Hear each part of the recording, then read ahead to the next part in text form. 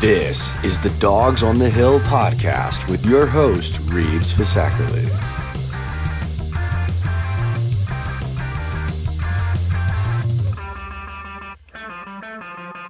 Welcome back to the Dogs on the Hill podcast. I'm your host, Reeves Fisackerly. Today is Wednesday, May 31st. It's about 1:20 in the afternoon, Eastern Time.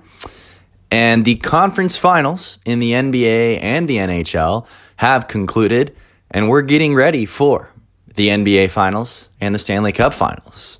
So let's talk about it.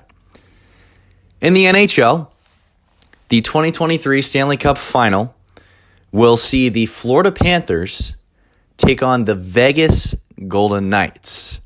How they did it, the Panthers swept the Canes, and the Knights beat the Stars in 6. And this, I gotta say, is probably the weirdest Stanley Cup final matchup ever. Florida and Vegas. First of all, just based off of how the playoffs shaped out this year, what the bracket looked like, this was not even on my radar as a possibility. Maybe Vegas could make it to the final, maybe. But Florida, no. They had to play Boston in the first round. And then even if they somehow got through that, the rest of the Eastern Conference was just better and deeper. For example, Carolina, or even if New Jersey got that far. But here we are with two new teams. Vegas, very new. Florida, still relatively new. And both of them are playing for their second Stanley Cup final. Florida was created in 1993, the Panthers, and they played in their first Stanley Cup final in 1995, which was known as the Year of the Rat for the Panthers, and they were swept by Colorado in the final. Vegas made the Stanley Cup final in 2018, which was their inaugural season as a franchise, something that has never happened in professional sports, making it to the final in your very first year as an expansion team. And they lost 4-1 to the Washington Capitals. Vegas has been a team for 6 years. They have made the playoffs 5 times, and they have made the Stanley Cup final twice. That's not really how an expansion team is supposed to go. At least that's my understanding of it. I mean, you're not supposed to be good till like your 3rd, 4th year, right? Well, Vegas just completely disregarded that entirely, and that team has made a lot of enemies, and their fans love them. So I guess congrats to Vegas for being that good. But it's really awesome to see Florida back in this position because they haven't been here since 95. Now, obviously, because the Panthers swept the Canes, whereas the Golden Knights went to 6 games with the Stars, they will have more rest. And in the last 10 years, the team with more rest has a record of 1-9 in the Stanley Cup final. From 2013 to 2022, the team with the most rest entering the Stanley Cup final has won the Stanley Cup final once. And it was actually last year. It was the Colorado Avalanche taking out the Tampa Bay Lightning. And that the Avalanche had 9 days of rest compared to Tampa's 4. Before that, the last time that had happened was 2012, and that was when the Los Angeles Kings beat the New Jersey Devils. So this year, the Panthers are going to have 10 days of rest, and the Golden Knights will only have 5. Game 1 is going to start this Saturday, June the 3rd, at 8 p.m. Eastern Time, and that will be live from T-Mobile Arena in Las Vegas, Nevada. So let's talk about how these teams got here. Let's look at their entire playoff run. So the Florida Panthers have had the harder road, the more impressive run, the harder strength of schedule in the playoffs. Now, these ranking numbers, these seeding numbers I'm going to give you are just the final rankings of teams in the regular season. So, like, what place were they in the standings at the end of the regular season? So the Panthers were number 17 out of 32. And in the playoffs, they faced number 1 Boston, number 4 Toronto, and number 2 Carolina. Not only was Boston the best team in the league, they were the best team in the history of the sport, in the history of the NHL. They won 65 games. The record before that was 62. We've talked about that before on this show several times. Not only did they beat them, they went down 3-1 and then somehow managed to win 3 games straight, 2 of those being in Boston and one of them being a Game 7. So many people thought, okay, great for them, historical takedown, the President's Trophy curse is real, but you have these Cinderella stories, but they don't go that far. Like, for example, UMBC, that classic upset, they lost immediately in the next round. Well, Florida goes out and wins the first 3 games against Toronto, 2 of which were in Toronto, drops Game 4, and then completes the series and wins it in 5.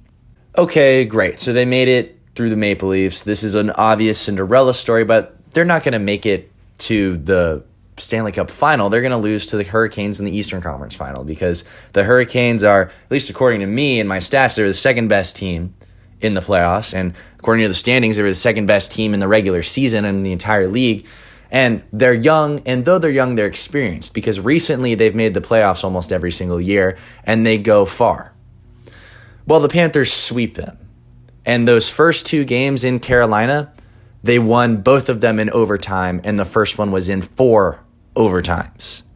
And so now here they are in the Stanley Cup final for the first time since 1995.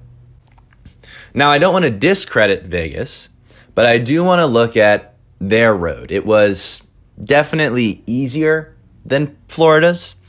So Vegas was ranked number 5 at the end of the season.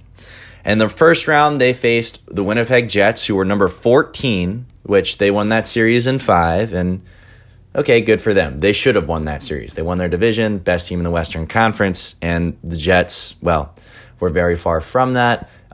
Let's just say Vegas was the heavy favorite.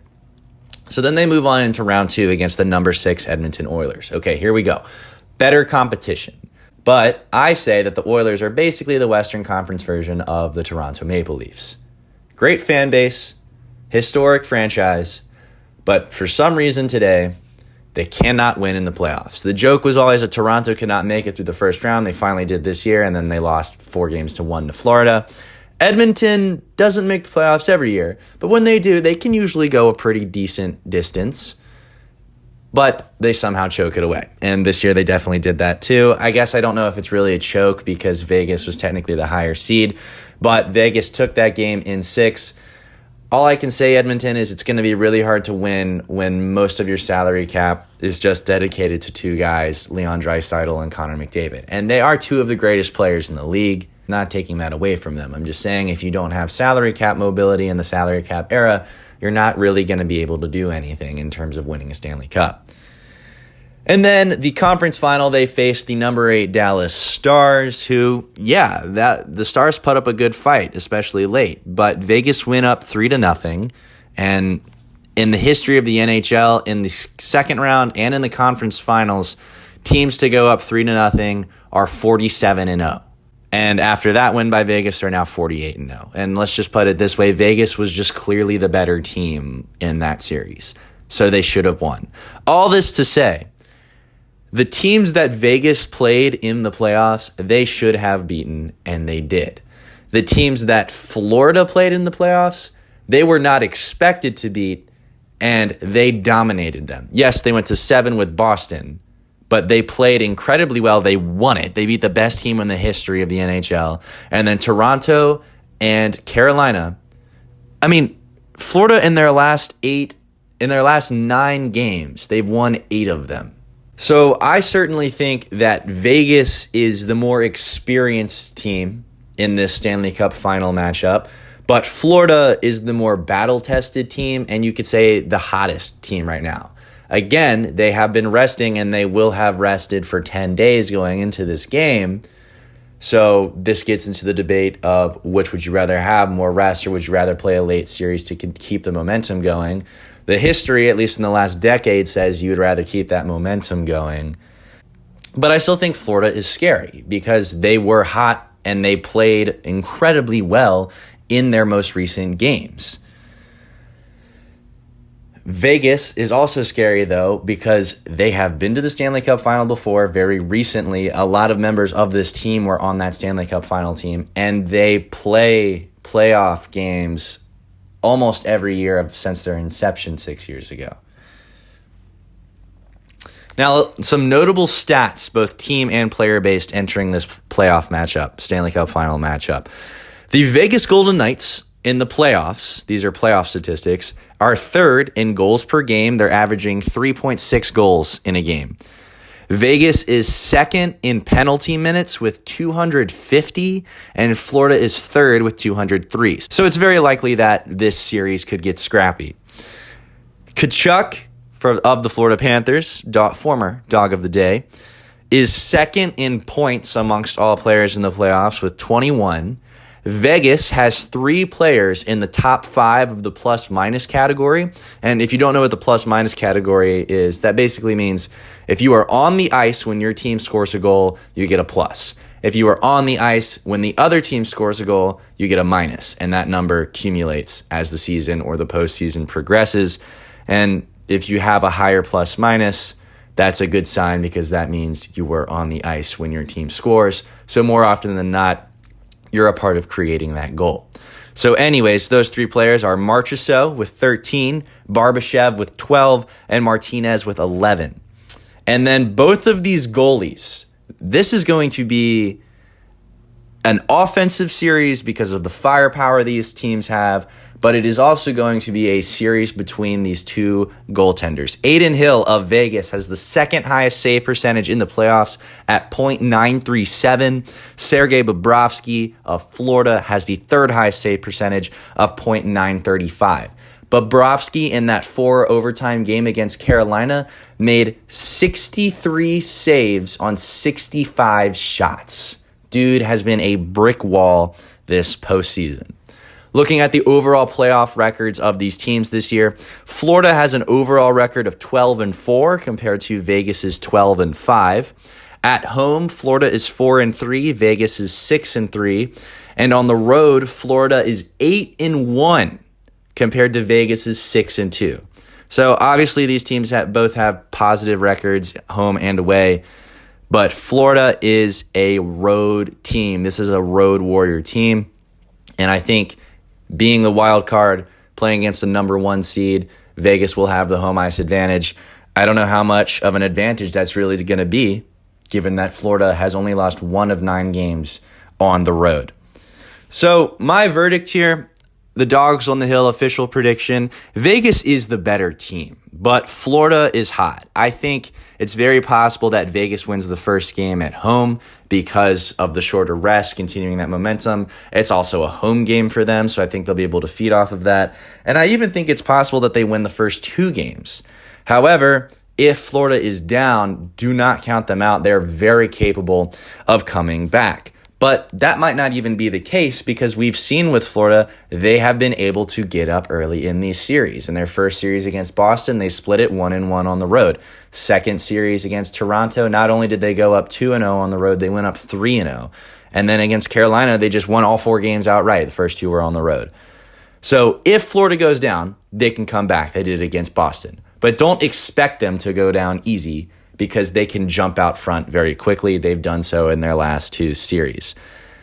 So I think that this series, I think the Panthers are going to win their first Stanley Cup, and I'm going to say it goes deep. I'm going to say the Panthers in either 6 or 7. So I'll be rooting for the Panthers, hoping that prediction goes right, and we shall see the battle of the Panthers and the battle of the Vegas Golden Knights.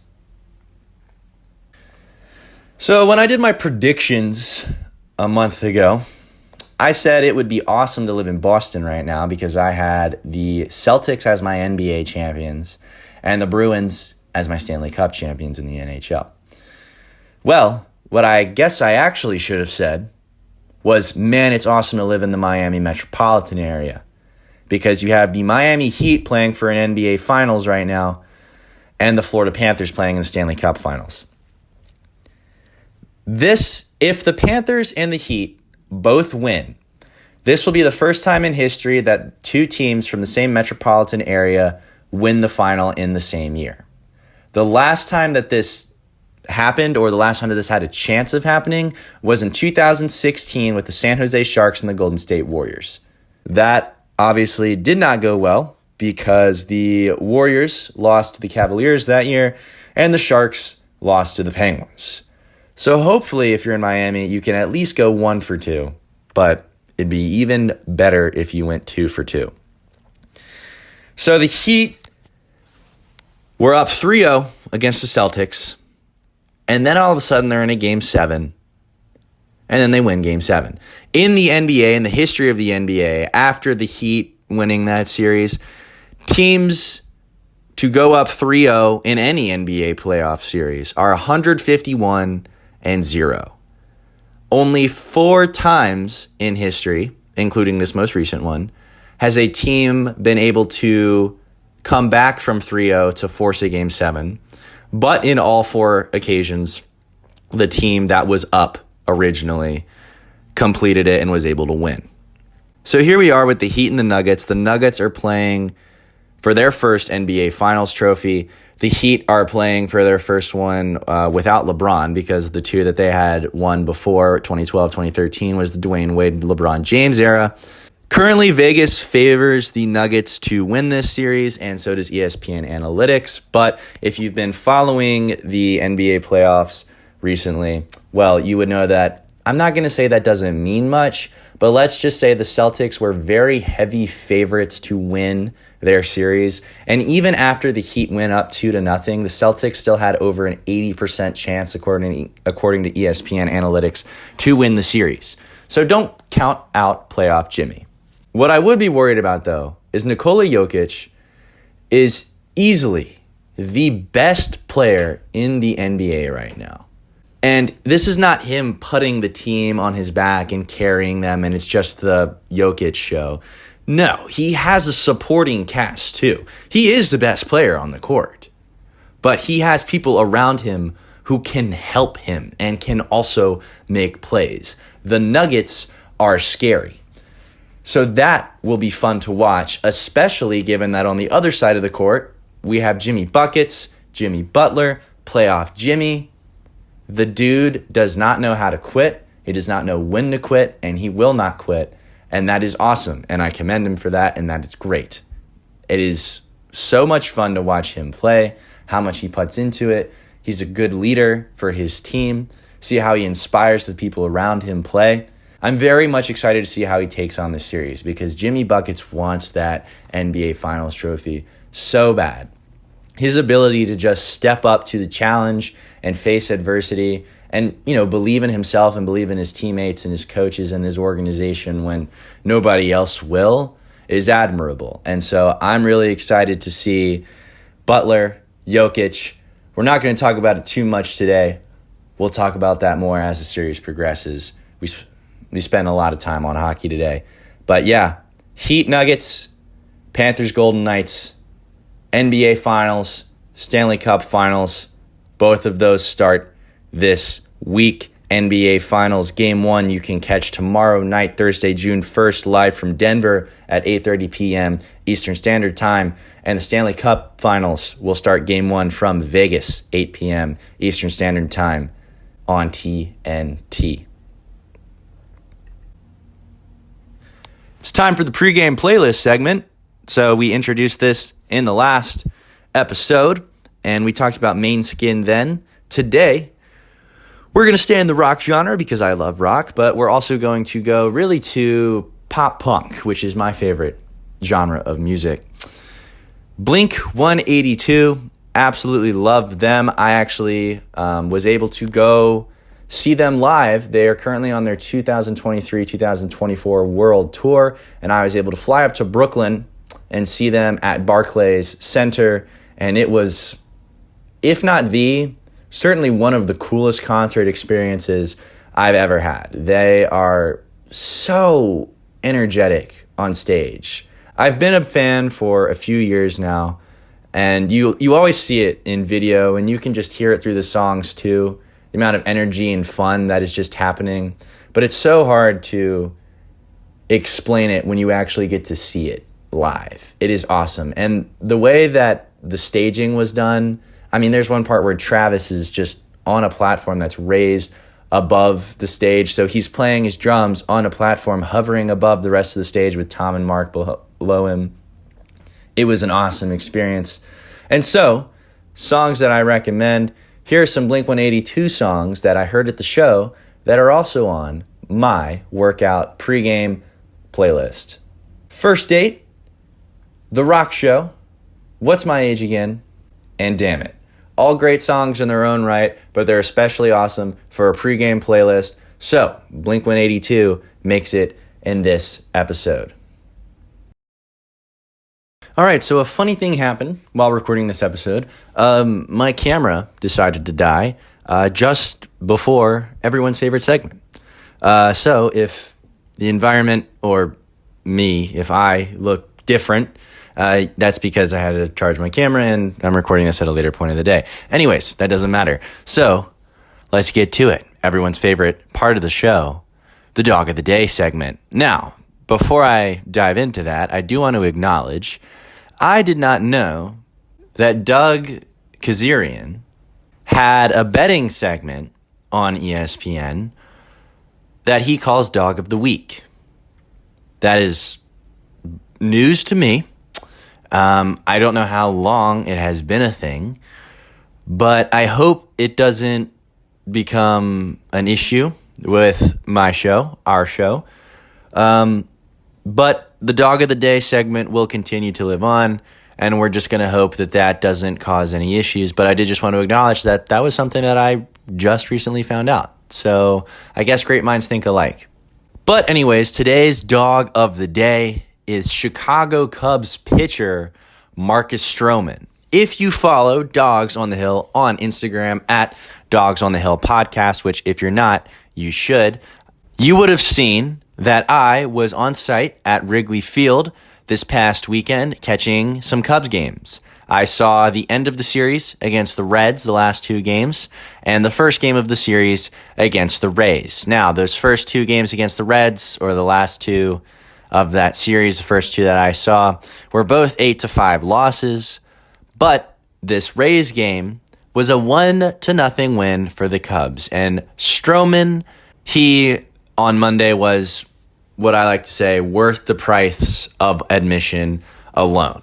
Stroman did an incredibly rare feat of pitching all 9 innings, and he was able to do so by pitching just over 100 pitches. It was under 110. I feel like it was between 102 to 104. His stat line, he only allowed 1 hit, 1 walk, and he had 8 strikeouts in that no-run game. That is the second no-run game of his career, and it's the first one that he had was almost 10 years ago. And fun fact about that first no-run game of his career was actually when he played for the Toronto Blue Jays. And who was his opponent? The Chicago Cubs. The Cubs are at the bottom of the National League, but they now have a 2-0 series lead on the Rays in this regular season series. And the Rays are not just the best team in the American League, they're the best team in the entire league right now. So, attaboy Cubs. That was the only win that I got to see this past weekend at Wrigley Field, but it was so worth it. It was a fantastic game and got to see some W's fly. It was a great experience. So, Dog of the Day, Marcus Stroman, congratulations, and shout out to the Chicago Cubs. That is all I have for you on today's episode of Dogs on the Hill. Thank you so much for watching. You can follow the show on Instagram at Dogs on the Hill Podcast. You can also send the show emails with questions or potential topics you want answered and discussed on the show at dogsonthehillpodcast@gmail.com. Hope to have you back next time. NBA Finals, Stanley Cup Final. We'll be talking about those in the coming days and weeks. Hope to see you then.